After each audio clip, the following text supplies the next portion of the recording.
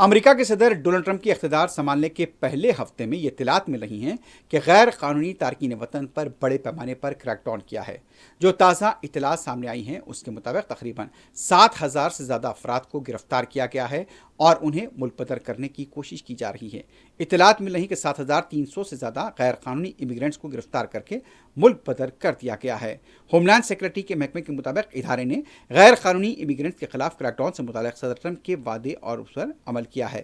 بتایا جاتا ہے کہ Chicago, Seattle, Atlanta, Houston, Los Angeles اور نیو اورلینڈ کے اندر مختلف مقامات پر یہ گرفتاریاں عمل میں لائی گئی ہیں اور اس کا سلسلہ آگے بھی جاری رہے گا۔